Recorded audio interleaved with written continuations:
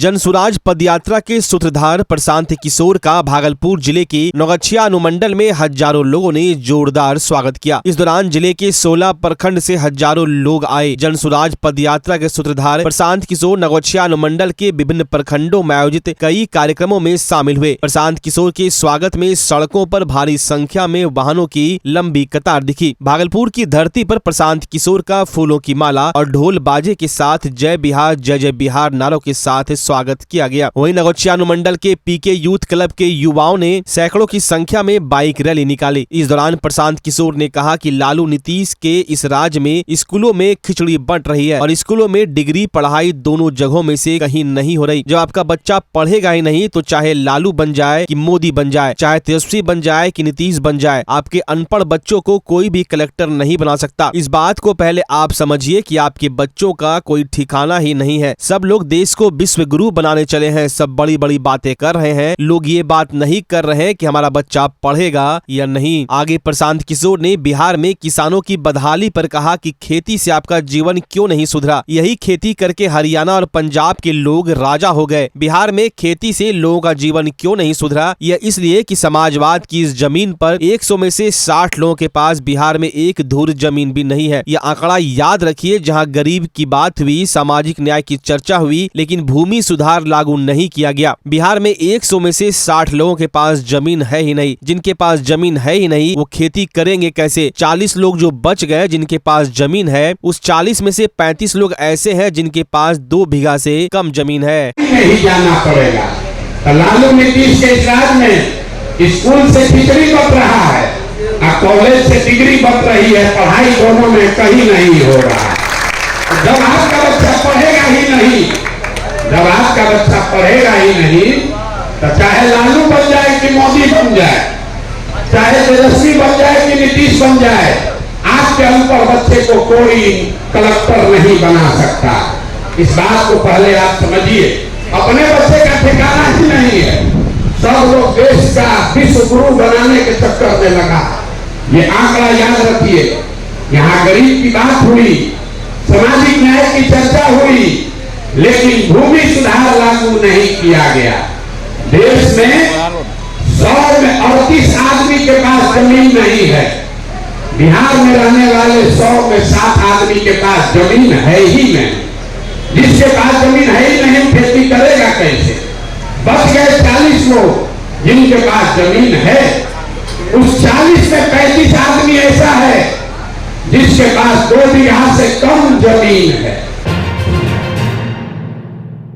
बिहार कृषि विश्वविद्यालय सबौर में 2 दिवसीय अंतर्राष्ट्रीय सेमिनार का आयोजन आज से प्रारंभ हो गया। अंतर्राष्ट्रीय सेमिनार का मुख्य रूप से मकसद है कृषि एवं ग्रामीण अर्थव्यवस्था का सशक्तिकरण, आजादी से अमृत काल तक ग्रामीण विकास की यात्रा पर परिचर्चा। इस 2 दिवसीय अंतर्राष्ट्रीय संगोष्ठी का उद्घाटन BAU सबौर के मुख्य सभागार में हुआ। बिहार के राज्यपाल राजेंद्र विश्वनाथ आर्लेकर के द्वारा इस संगोष्ठी का विधिवत उद्घाटन किया गया। 2 दिवसीय संगोष्ठी में विशिष्ट अतिथि के रूप में बिहार के कृषि एवं स्वास्थ्य मंत्री मंगल पांडे वर्चुअल माध्यम से जुड़े रहे। उद्घाटन सत्र के अध्यक्ष के रूप में BAU सबौर के कुलपति डॉक्टर DR सिंह रहे। बिहार कृषि विश्वविद्यालय सबौर तथा एक्सीलेंट विजन फाउंडेशन के संयुक्त तत्वाधान में इसका आयोजन किया जा रहा है। इसके संयोजक BAU सबौर के अधिष्ठाता डॉक्टर अजय कुमार शाह थे। मुख्य वक्ता के रूप में सामाजिक कार्यकर्ता रामाशीष सिंह मौजूद रहे। इस सेमिनार में अमेरिका, नेपाल, श्रीलंका तथा भारत के वैज्ञानिक, शिक्षक, शोधकर्ता, विद्यार्थी, प्रगतिशील किसान, उद्यमी मौजूद थे, जिनकी कुल संख्या 500 से अधिक रही। भारत के कुल 10 राज्य एवं 6 कृषि विश्वविद्यालय के प्रतिभागी इसमें शामिल रहे। इस संगोष्ठी में कुल 5 विश्वविद्यालय के कुलपति एवं NIT दुर्गापुर के निदेशक भी मौजूद रहे। अंतर्राष्ट्रीय संगोष्ठी में आजादी से अमृत काल तक की विकास यात्रा पर विवेचन तथा कृषि एवं ग्रामीण अर्थव्यवस्था को बेहतर बनाने हेतु चर्चा की गई। संगोष्ठी में कुल 12 मुख्य बिंदुओं जैसे मानव एवं प्राकृतिक संसाधन प्रबंधन, नवाचार तकनीक द्वारा भविष्य में ग्रामीण विकास की संभावनाएं, जलवायु परिवर्तन के परिदृश्य में ग्रामीण विकास, मोटे अनाज की आर्थिक संभावनाएं जैसे विषयों पर विचार विमर्श हुआ। 2 दिवसीय अंतर्राष्ट्रीय संगोष्ठी का उद्देश्य कृषि एवं ग्रामीण अर्थव्यवस्था को सुदृढ़ करने हेतु वैज्ञानिक विश्लेषण करना है, जिससे कि अमृत काल के आगामी 25 वर्षों तक की नीतिगत फैसलों के लिए कुछ कारगर एवं प्रासंगिक सुझाव व दिशा निर्देश तय किए गए। अंतर्राष्ट्रीय संगोष्ठी के माध्यम से देश विदेश के वैज्ञानिकों को विश्वविद्यालय द्वारा विकसित तकनीकों पर ध्यानाकर्षण भी किया गया, जिससे आने वाले समय में BAU को अंतर्राष्ट्रीय पहचान दिलाने में सहायता मिलेगी। 2 दिवसीय संगोष्ठी में पहुंचे बिहार के महामहिम राज्यपाल राजेंद्र विश्वनाथ आर्लेकर ने कहा कि गांव को गांव रहने दे, शहर बनाने की कोशिश ना करें। गांव में सारी मूलभूत सुविधा दे लेकिन शहरी परिवेश जन्म ना ले। इस पर विशेष ध्यान रखने की जरूरत है और किसान आर्थिक रूप से मजबूत हो, इस पर सरकार विशेष कार्य कर रही है। प्रधानमंत्री नरेंद्र मोदी की जो योजना है वो धरातल पर जल्द उतरेगी। उल्लेख कर रहे थे ना कि प्रधानमंत्री जी ने कहा है कि आय दुगनी होनी चाहिए। आय दुगनी कैसी हो जाएगी? फर्टिलाइजर्स का उपयोग करके, केमिकल्स का उपयोग करके और अपने जमीन की जो उत्पादन क्षमता है उसको कम करके हमारी आय बढ़ेगी।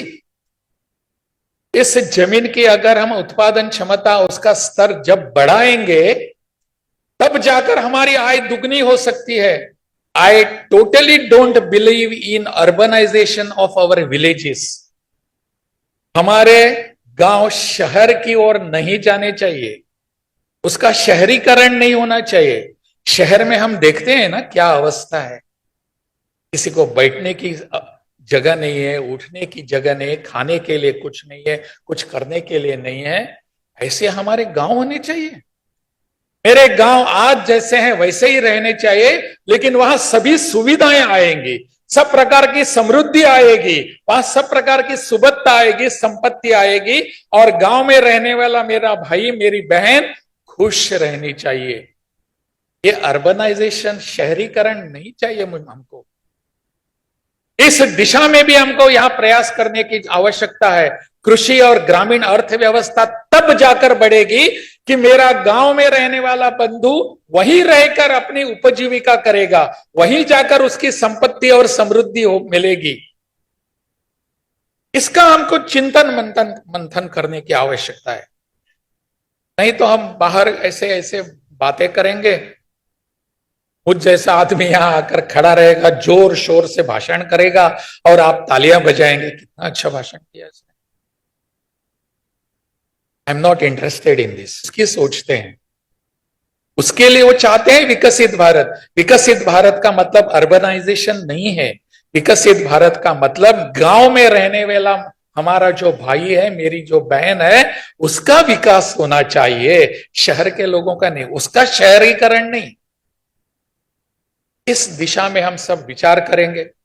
आज और कल मैं देख रहा था वो उसका शेड्यूल, उसमें बहुत अच्छे लोग आप सबके सामने विषय रखने वाले हैं। मैं इस संगोष्ठी के आयोजकों और प्रतिभागियों एवं विशेष रूप से कुलपति डॉक्टर DR सिंह जी को धन्यवाद एवं बधाई देता हूं और ये दो दिनों की संगोष्ठी सफलतापूर्वक संपन्न हो, इसकी कामना भी करता हूं। मैं अपने माननीय राज्यपाल जी का फिर से एक बार हृदय से आभार व्यक्त करता हूं। आप लगातार बिहार के विकास के लिए हम सब लोगों का मार्गदर्शन कर रहे हैं। बिहार के विकास के साथ कृषि क्षेत्र का विकास, किसानों का विकास और किसानों के विकास के लिए उसके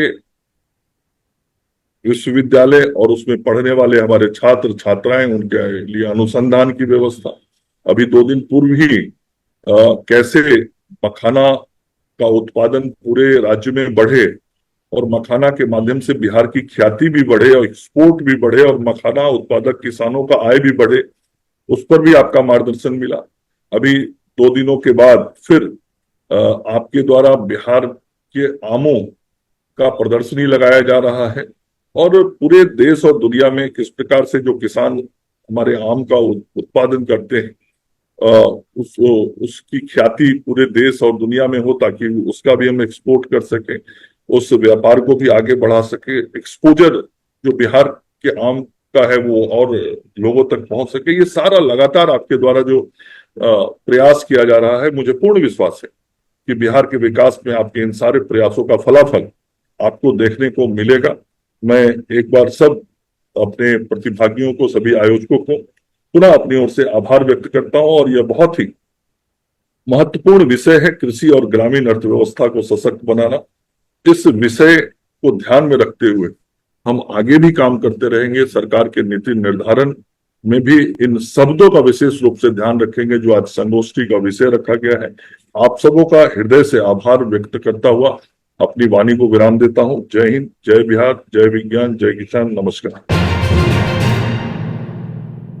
अगर आप अपने बच्चों की हकलाहट, तुतलाहट या मूक बधिरता को लेकर चिंतित हैं या बढ़ती उम्र के साथ बहरेपन की समस्या से परेशान, तो चिंता छोड़िए, क्योंकि अब भागलपुर में आ गया है इन सब का समाधान। Nirala speech and hearing clinic.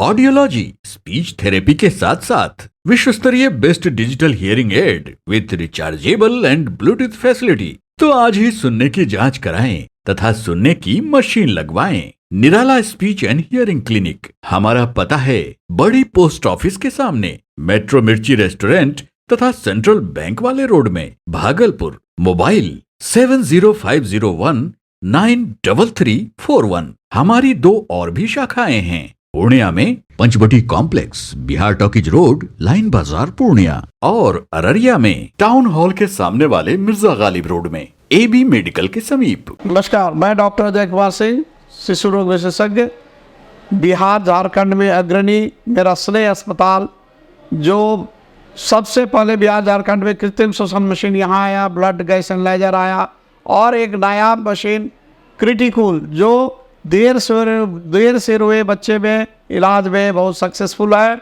और वह विकलांगता से बचाता है और बचने की संभावना बढ़ती है। वो मशीन जो देर से रोया बच्चा है उसमें 3 डिग्री कम टेम्परेचर पर रखा जाता है और 3 दिन के लिए रखा जाता है, लेकिन वो 6 घंटे के अंदर उसको उसमें रखना पड़ता है। तो आप इसका लाभ उठाएं। और दूसरी बात, जो आयुष्मान योजना है उसके तहत 5 लाख का चिकित्सा आप अपने नवजात के लिए, बच्चों के लिए आप यहाँ उपलब्ध है, उसको ले सकते हैं। ध्यान रहे कि 5 साल के कम के उम्र में के बच्चों को आयुष्मान कार्ड की अलग से ज़रूरत नहीं है। यदि आपके माता पिता का नाम है तो वो इसमें लाभुक हो सकता है और आप इसका लाभ उठा सकते हैं। धन्यवाद।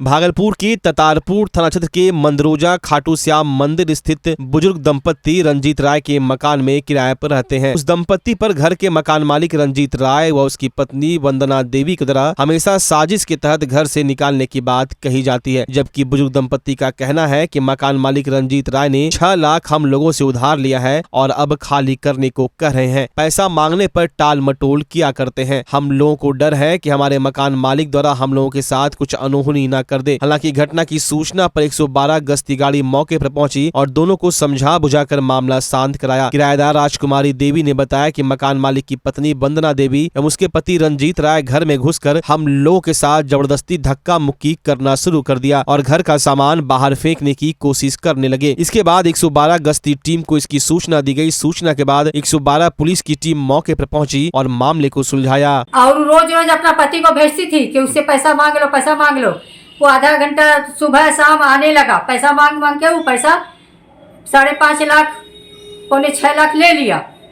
और लेने के बाद असो बोला था 1 महीना में हम दे देंगे। तो हम बोले कि हमको जरूरी है 1 महीना में पक्का दे दीजिएगा कि हमारे बच्चे की तबीयत खराब हो, उसका मनी प्लांट कराना है। 24 अप्रैल को वो बोली कि आप है ना मेरा महीना बढ़ा दीजिए 500 रुपया। तो हम बोले 500 रुपया बढ़ा देंगे, हमारा तो अलग ही हिसाब है, आप हमको पैसा दे दीजिए। हाँ, तो वो बोली क्या पैसा नहीं देंगे, पहले आप खाली कीजिएगा तभी पैसा देंगे। वह ऐसा कहीं होता है क्या? इतना बात हो गया। फिर इस 4 दिन के बाद हम बात करने गए, उसका पति को देखने गए बात करने के लिए, तो हमको बात करने नहीं दी, धक्का देके निकाल दी। और आज सुबह आके झगड़ा करके गई, हमको धक्का मुक्की कर दी। अब बोली कि पानी बिजली सब बंद कर देंगे, नहीं तो आप घर खाला कीजिए, नहीं तो ताला मार देंगे, सब सामान फेंक देंगे। इंस्पेक्टर उसके सामने बोली है कि पैसा हम इनको उसी सूरत पर देंगे जब ये मकान खाली करेगी। अच्छा। तो हम बोले कि खाली पहले पैसा दे दो फिर हम खाली करेंगे, हमारा हिसाब सारा कर दो। सही बात है। तो वो बोली कि नहीं ऐसा नहीं होता है, हम पहले खाली करवाएंगे, टाइम हमको देना पड़ेगा। तो इंस्पेक्टर बोली कि आप इनको टाइम दे दीजिए 15 दिन का में कि 17 दिन में। तो बोले ऐसे कैसे हम दे दे टाइम, हम पैसा तो सारा हमको दे दे वो, तो खाली तो हम कहिए देंगे, खाली का क्या बात है। भागलपुर जिले के लोदीपुर थाना क्षेत्र के जिच्छो बिशनपुर में आपसी विवाद में दो पक्षों में जमकर मारपीट की घटना सामने आई है। घटना की बाबत बताया जा रहा है कि राजेश यादव अपनी मां के साथ राशन दुकान से कुछ सामान लेकर आ रहे थे। इसी बीच गांव के सूरज कुमार, सुमन कुमार, विष्णु कुमार ने कुछ लोगों के साथ मिलकर गाली गलौज देना शुरू कर दिया। जब इसका विरोध राजेश यादव एवं उसकी मां ने किया तो सूरज कुमार, सुमन कुमार, विष्णु कुमार तीनों भाई मिलकर मारपीट करने लगे। इस मारपीट के बाद एक पक्ष के 4 लोग घायल हो गए। सभी घायलों को इलाज के लिए भागलपुर की मायागंज अस्पताल में भर्ती कराया गया है। घटना स्थल पर लोदीपुर थाना की पुलिस पहुंचकर जांच कर रही है। मेरा भतीजी एगो था और मेरा दादी, मेरा मम्मी है ये, ठीक है। वो जा रहा था कंट्रोल जब गया तो उधर से आया ना, घर में अपना साथी में बोल रहा था कुछ, देखो गाली उली दिया। मेरा भतीजी वो गुजर रहा था बगल से, वो बोला कि डायरेक्टर क्या कि हम ही को गाली दिया। ये जाको माँ बोला कि आपको गाली नहीं दी, इसको सांप एकदम इसे मारने लगा। वो तीनों बहन मिल के ये मेरा भतीजी को, तो मेरा इसका दादी गया वहाँ पे, तो इसका दादी को बोला कि आप जाइए यहाँ से, ठीक है। इसको हम बोल रहे हैं तो दादी के बैग जो ठेल दिया है ना, तो उसी में एकदम इसे हाथ टूट गया है। तीनों बहन मिल के एकदम इसे, बूढ़ा आदमी हक सहेगा, तीनों बहन मिल के एकदम झटकिया दिया, ठेल दिया उमच के, उसका हाथ टूट गया। उसी में उसका भाई आया, उसका भाई गाली गलौज किया, तो हम लोग इधर से गए तो 5 लड़का लेकर आया था, तो हम लोग को भी मारा। जब हम फिर 1 बजे घटना हुआ। कौन चीज से मारा? हमको एगो लड़का का फंस कुंडा था, पंजा था, उंठी पीना था। 5 लड़का था। नाम जानते हो? हाँ, नाम जानते हैं। सूरज है, सुमन है, विष्णु है, नीतीश है, एगो का और क्या नाम है, थोड़ा सा मुंह में नहीं आ रहा है। सब आपस में वो लोग कौन भाई है? हाँ, क्या वो लोग कौन है आपस में? भाई है? 3 भाई है, एक भाई अलग है। भागलपुर के समाहरणालय परिसर स्थित समीक्षा भवन में भागलपुर के वरीय पुलिस अधीक्षक आनंद कुमार ने जिले के सभी थानाध्यक्षों और उत्पाद विभाग के अधिकारियों के साथ बैठक की। इस दौरान एसएसपी ने थानों में लंबित पड़े मामले को जल्द से जल्द निपटाने और अपराध पर अंकुश लगाने, रात्रि गश्ती में सक्रियता लाने के साथ जिले में अवैध शराब की खरीद बिक्री पर रोक लगाने का निर्देश दिया। बैठक में एसएसपी आनंद कुमार के साथ सिटी एसपी, सिटी डीएसपी सहित भागलपुर उत्पाद विभाग के अधिकारियों ने हिस्सा लिया। भागलपुर की सुल्तानगंज प्रखंड के खानपुर पंचायत के दौलतपुर गांव के वार्ड नंबर 1 में भीषण गर्मी होने पर पानी का हाहाकार मच गया। ग्रामीणों ने बताया कि भीषण गर्मी होते ही मुख्यमंत्री द्वारा दिए गए जल नल योजना बंद है और गांव में लगे चापाकल खराब हो गए हैं। दूर कुआं से पानी लाकर अपनी प्यास बुझा रहे हैं। मामले को लेकर प्रखंड विकास पदाधिकारी एवं पंचायती राज पदाधिकारी को लिखित आवेदन दिया गया और अब तक कोई भी कार्रवाई नहीं की गई। लोग पानी के लिए दर दर भटक रहे हैं। में पानी नहीं आता है। पानी नहीं आ रहा है? नहीं। तो कैसे, कहाँ से लाते हैं आप लोग पानी? कुआं है बगल में, कुआं भी साफ नहीं होता है, कुआं भी साफ नहीं होता है। दूर से पानी लाते हैं? बगल में बोरिंग चलता है। कौन गाँव है? दौलतपुर गाँव है। पानी तो बहुत दिन से नहीं आ रहा है। जी जी। भीषण गर्मी में कैसे आप लोग प्यास बुझाते हैं? ऐसे बगल में कुआं है, वहाँ से लाता, नहीं तो गाँव से जाके लाता है पानी। तो इसके लेकर लिख के दिया पदाधिकारी को? वहाँ लिख के दिए थे, लेकिन वो कोई कार्रवाई नहीं हुआ है। किसको दिए हैं? वीडियो को दिया है, जिला अधिकारी को दिया है। कौन गाँव है? Daulatpur ward 1 number.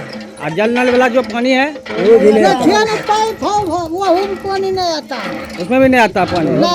क्या हुआ उसमें? अब क्या हुआ अब पता नहीं लगता है क्या है नहीं है। कहियो पानी नहीं आता है, खाली पाइप बिछा दिया है सगरे और पानी नहीं।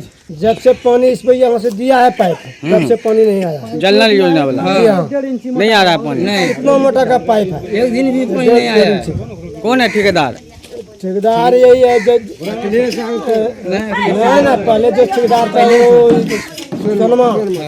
सोनमा, वो जयराम बाबू का लड़का, वही ठीक लगाया है जल नल। ठेकेदार वही था। उसको नहीं कहा है कि पानी नहीं आ रहा है? पानी वो है ही नहीं, तो किसको कहेंगे। भागलपुर के सुल्तानगंज के पल्लवी रेस्टोरेंट में भारत सरकार के योजना के तहत नमामि गंगे जैविक खेती मेला का आयोजन किया गया। कार्यक्रम में मुख्य अतिथि के रूप में ICCOA के डायरेक्टर जयदीप राय, DCM RS तोमर, मैनेजर तेज सिंह, डिप्टी मैनेजर प्रदीप तोमर, खेरिया पंचायत के उप सरपंच फूलो यादव थे। कार्यक्रम का शुभारंभ मुख्य अतिथि के द्वारा दीप प्रज्वलित कर किया गया। कार्यक्रम में सुल्तानगंज प्रखंड के विभिन्न पंचायत के किसानों को जैविक खेती के बारे में विस्तार से बताते हुए कम खर्च आमदनी दोगुनी के बारे में विस्तार से बताया गया। साथ ही कई किसानों को टी शर्ट एवं टोपी प्रदान की गई। इस दौरान तिलकपुर पंचायत के किसान विजय यादव, विभास यादव सहित दर्जनों किसान मौजूद थे। हमारे जो नमामि गंगे प्रोजेक्ट के किसान हैं, फार्मर हैं, उनको सबको यहाँ एकत्रित किया गया। जैविक खेती के बारे में लाइव डेमोन्स्ट्रेशन दिए गए, मार्केटिंग की विधि समझाई गई, उनको जैविक विधि से कैसे फसल का प्रबंधन करते हैं, मृदा का कैसे प्रबंधन करते हैं, कीड़े और बीमारी को कैसे नियंत्रित करते हैं, ये सारी विधियाँ उनको लाइव डेमोन्स्ट्रेशन के द्वारा समझाई गई। और मार्केट लिंकेज से कैसे किसानों को जैविक उत्पाद को बेच के अधिक से अधिक धन प्राप्त कर सकते हैं, कैसे प्रोसेसिंग कर सकते हैं, वैल्यू एडिशन, मूल्य संवर्धन, ये सारी विधियाँ समझाई गई किसानों को। कि जीवामृत है, जो जीवित के लिए अमृत है, फसलों में डालते हैं, जिससे यूरिया DAP की जरूरत नहीं होती और वो किसानों को बहुत ही 100-150 रुपये में बन के तैयार हो जाता है। नीमास्त्र है, जिससे कीड़े मारने के लिए, ब्रह्मास्त्र है, जिससे किसी भी प्रकार का कीड़ा कहीं भी होता है उसको ख़त्म किया जा सकता है। और इसी प्रकार से किसानों को रोगों से मारने के लिए आपका बेस्ट कंपोजर का, इनका सबका प्रशिक्षण दिया गया।